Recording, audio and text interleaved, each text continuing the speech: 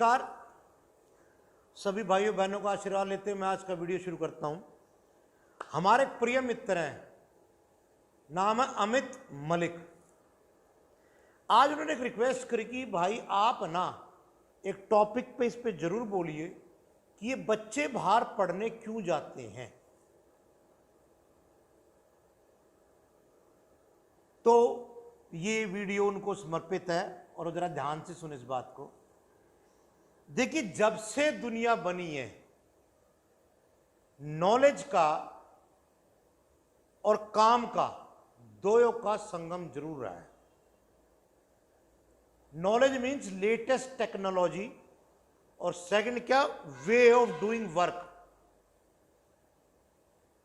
अर्थात अगर हम 3000 साल पहले 2000 साल पहले बात करें,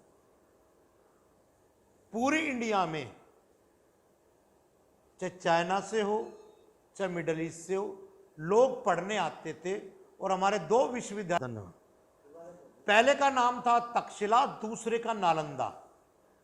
तक्षशिला विश्वविद्यालय बर्बाद क्यों हुआ, इसका रीजन ये था कि जब 2326 में सिकंदर ने हमला किया, और जैसे कि आम भी था, ये इधर जो कंट्रीज थे उनके जो रिफ्यूजी आए वो तक्षशिला विश्वविद्यालय में गए, और जो चाणक्य था वो तक्षशिला विश्वविद्यालय का अध्यापक होता था जब वो मदद मांगने आया था घनानंद वगैरह से। तो देखिए उस टाइम पे इट मीन्स हमारी जो टेक्नोलॉजी थी या हमारी जो नॉलेज थी वो और कंट्रीज से ज्यादा थी। तो इसलिए अब क्या हुआ कि हिंदुस्तान पे बार बार हमले होते रहे, कभी मुगलों के, तैमूर लेन के, कभी गौरी के, कभी अब्दाली के। तो इससे क्या हुआ, जो नींव थी एजुकेशन की वो कमजोर हो गई। आज हमारा जो हिंदुस्तान है, अगर मैं मानूं तो मैं नॉलेज के आधार पे इंडिया को बहुत एडवांस नहीं मानता, क्योंकि लेटेस्ट टेक्नोलॉजी इंडिया में बाहर से ही आती हैं, या हम लेटेस्ट वेपन खरीदते हैं, मशीनें खरीदते हैं, बाहर से आते हैं। इट मीन्स हम बैक फुट पे हैं। तो इसकी वजह से क्या होता है कि हम जब नए बच्चों को कहते हैं भैया बाहर जाओ और पढ़ के आओ, जो बाहर जाते हैं और पढ़ के जब आते हैं तो 100% नहीं आते। मैं यहां एक शब्द यूज करना चाहूंगा, ब्रेन ड्रेन। Brain drain. हमारा जो बच्चा यहां से बाहर गया, देखो कौन गया। जैसे अमेरिका की अगर हम डेफिनेशन देखें, लोग कहते हैं USA, United states of America.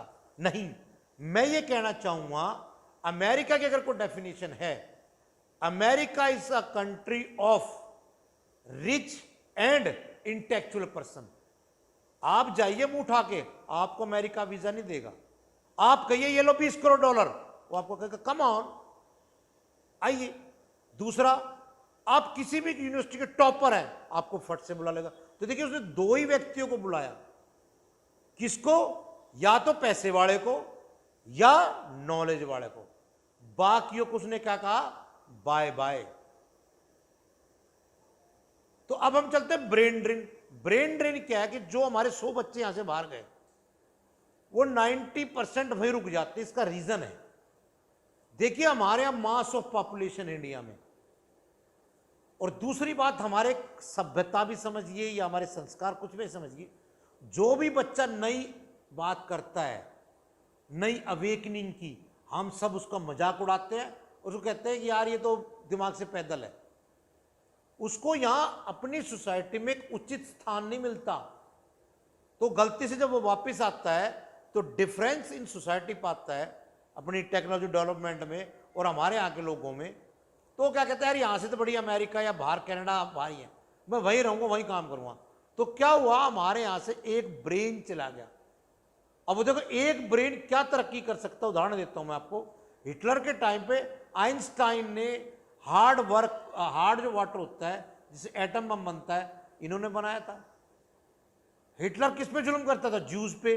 तो जितने भी ये मैनहट्टन प्रोग्राम था, इसमें 16 के 16 साइंटिस्ट में से 12 साइंटिस्ट ज्यूज थे, जो कि they were migrated from Germany to America या फ्रांस टू अमेरिका। जब आप अपने देश से दिमागदार व्यक्ति को भगा दोगे, अमीरों को भगा दोगे, तो आपके वो बचेगा क्या? वही आज इंडिया में हो रहा है। पिछले साल 1,70,000 लोग मल्टी मिलियनियर इंडिया छोड़ के गए हैं, कहीं दुबई कहीं बाहर। क्यों? डर किसका? सिविल वॉर का, या इज्जत ना मिलना। या तो ये हालात है, आपको काम शुरू कर लेते हैं तो गवर्नमेंट डिपार्टमेंट इतना पावर आता है, आपको बार बार परेशान करता है अपनी रिश्वत के लिए। यदि आप उनको ठीक से डील नहीं करोगे तो आप काम नहीं कर सकते। वही चाइना देख लो आप, हमसे बाद में अमीर हुआ, आजाद हुआ सॉरी, और हमसे आगे निकल गया। कितना आगे निकल गया? हम उसके 10% स्टैंड नहीं करते। आप, ये कड़वी बात है चाइना की। ब्रेन ड्रेन, बच्चों का बाहर जाना, अमीरों का बाहर जाना यूं ही लगा रहेगा जब तक किसी व्यक्ति को उसके मुताबिक उसका एक उपयुक्त स्थान समाज सोसाइटी में नहीं मिलेगा। हम किसी चीज पे मेहनत करते हैं, उसको आगे बढ़ाते हैं और वो छोड़ के चला जाता है। सोचिए कितना सेटबैक लगता हमारे कंट्री को। आप स्वयं सोच लीजिए, आप के गांव से आज पंजाब रिच क्यों है? रिच इस वजह से नहीं है कि वहां फर्टाइल जमीन नहीं है, वो रिच दो वजह से है, क्योंकि तकरीबन पंजाब के अंदर व्यक्ति बाहर है। एक तो बाहर से वो यहां नोट भेजते हैं अपने घर में, जैसे एक भाई यहां रहता है तो मकान बनाता है, आगे बढ़ता है। दूसरा क्या, जब वहां से कॉन्ट्रैक्ट है तो टेक्नोलॉजी हर चीज में आगे है, कल्चर में आगे हैं, टेक्नोलॉजी में आगे हैं, हर चीज में आगे होते हैं। सबसे बड़ा उदाहरण आप ये ले लीजिए, आपके भगवान कृष्ण जो है मथुरा के छोड़ के द्वारका क्यों गए थे? रीजन एक वही, अगेन एंड अगेन। मथुरा के अंदर साल में 2 बार टैक्स आता था, मात्र 2 बार। साल में 2 फसल होती, 2 बार टैक्स है। लेकिन द्वारका में क्योंकि समुद्र किनारे थे, ट्रेड होता था, वहां हर रोज जहाज आते थे, हर रोज टैक्स मिलता था।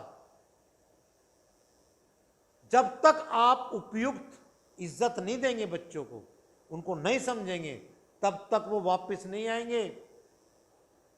भूल जाना। बल्कि इससे मैं तो एक चीज और देखने जा रहा हूं डे बाय डे, जो कि समझ में आ रही है। आगे आने वाले टाइम में हमारे देश में वृद्धों के लिए बहुत गंभीर स्थिति होने वाली है। रीजन, एक एक 2 बच्चे हैं, दोनों अमेरिका कनाडा चले गए या बाहर चले गए, तो यहां बुढ़े बुढ़िया तो अकेले रह गए। कौन करेगा उनकी सेवा? आप नौकर रख देंगे, रख लीजिए। जब नौकर देखेगा ईमानदार, कोई देखो मैं सब पे शक नहीं करता नौकरों पे, पर 1% सोचिए, ये जितने बुड्ढों के मर्डर क्यों होते हैं? क्योंकि बुड्ढों के अंदर लड़ने की शक्ति नहीं होती।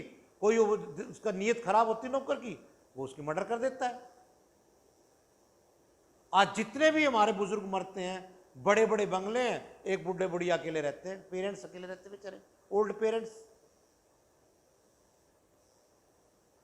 ब्रेन ड्रेन, और जो बच्चे बाहर जाने वाले हैं उनको रोकना है तो उनको उपयुक्त वातावरण दीजिए, उनका सम्मान कीजिए, उनको उनकी सुनिए। नहीं सुनेंगे तो ये 2-3 जो आगे आने वाले कैंसर इंडिया में होने वाले हैं, ये बढ़ेंगे ही बढ़ेंगे। ना आप रोक सकते, ना मैं रोक सकता। हम सबको इस चीज के लिए गवर्नमेंट को वर्क करना पड़ेगा, अमीरों को भी रोकने के लिए करना पड़ेगा कि उनको एक वातावरण दे अच्छे व्यापार करने का। उनका गला मत घोटिए। एक पेड़ उसमें 10 फल है, 10 के 10 तोड़ लेंगे तो क्या होगा आपका? जायज तोड़िए, जायज टैक्स लगाइए, नाजायज मत लगाइए, नहीं तो यही होएगा। आज तक हिंदुस्तान जैसे हारता है, ऐसे लोग यहां से बाहर जाते रहेंगे। अब आप देखते रहिए, इंतजार कीजिए। इसी के साथ मैं आपके इंतजार में। धन्यवाद। जय जाट।